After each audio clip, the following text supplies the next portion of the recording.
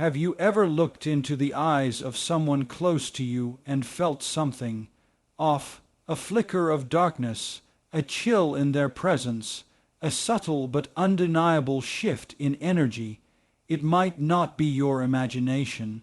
The world isn't always what it seems, and neither are the people around you. Some demons don't come with horns and red skin. They come disguised as friends, family, even lovers. Before we go deeper, subscribe now and take your first step toward uncovering a truth most are too afraid to face. What if the real threat to your peace isn't out there, but sitting across from you at the dinner table? There are energies in this world that cling to people. They feed on doubt, anger, jealousy, and fear. Demons don't always possess with screams and spinning heads. They whisper, they nudge, they manipulate. They wear familiar faces and speak comforting words. But behind that smile is something rotten, something cold. You feel drained after talking to them. Your light dims in their presence. That's not love. That's not loyalty. That's spiritual warfare, and most people never see it coming until it's too late. A demon in disguise doesn't need to curse you out loud. All it needs to do is keep you small. Have you ever noticed how some people always downplay your dreams, how they laugh at your ideas, dismiss your feelings, and make you question your worth? That's not tough love. That's spiritual sabotage. Not every critic is a hater, but some realists are simply demons wearing masks, sent to keep you from becoming the version of yourself that would threaten their control over you. You're not crazy. That knot in your stomach, that unease when they enter the room, it's your soul recognizing danger. Your spirit is more intelligent than your mind. It sees what your eyes cannot. It hears the silent intentions behind their words. Learn to trust that inner warning. Don't silence it just because the face looks familiar.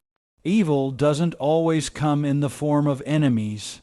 Sometimes it lives in the heart of someone who says, "I love you." It starts subtly.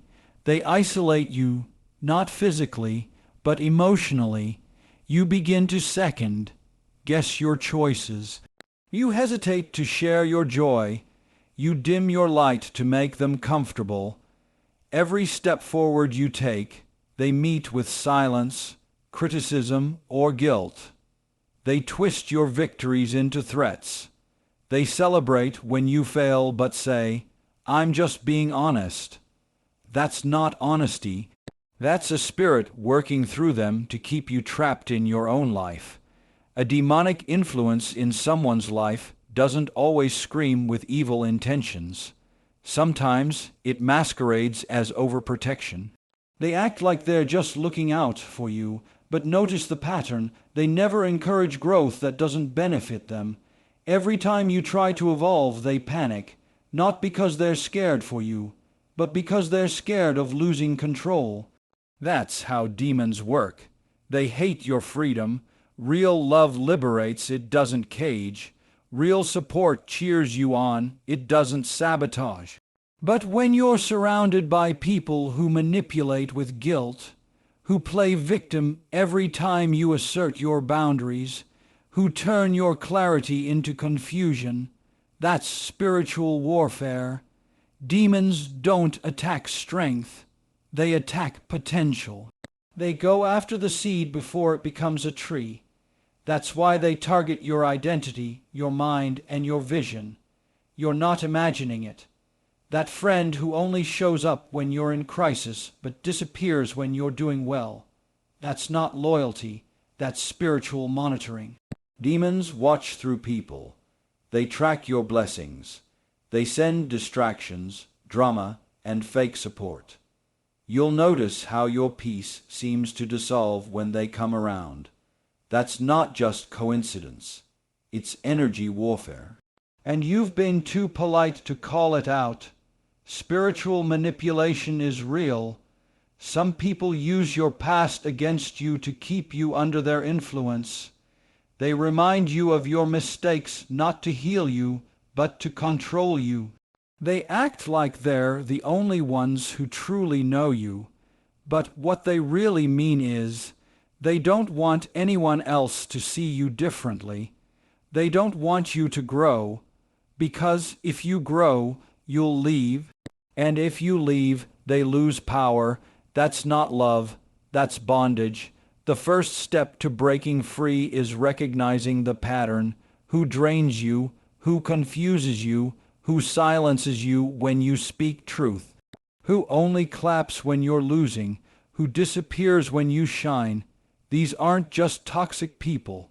Some of them are vessels, spiritual gateways, not possessed in a movie sense, but spiritually compromised. And if you don't recognize it, you'll keep mistaking harm for love, chains for comfort, and bondage for belonging. Demons fear exposure.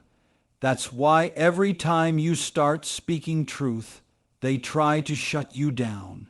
They'll mock your beliefs, they'll twist your words, they'll call you too deep, too sensitive, or too dramatic. But understand this: your awakening threatens their agenda. Your awareness ruins their grip. That's why they work through people close to you, because if the enemy can't touch you directly, it'll try to use someone you trust. Sometimes the most spiritual thing you can do is walk away. You're not betraying them. You're rescuing yourself. You're not being selfish. You're breaking the chains. The moment you choose truth over loyalty to dysfunction, heaven applauds. Demons thrive in environments where truth is silenced and loyalty is manipulated. But when you speak up, set boundaries, and walk away from anything that dims your soul, you reclaim your light. If someone consistently brings confusion, fear, insecurity, or heaviness into your life, that's not random. That's intentional spiritual interference. You were born with a light that disturbs darkness. Your growth threatens spirits that want you bound. That's why some people switch up when you level up. Don't take it personally. See it spiritually. They were never rooting for you. They were rooting for the version of you that stayed small and broken. Wake up. It's time to protect your peace like your life depends on it, because spiritually it does. Demons don't need you to crash.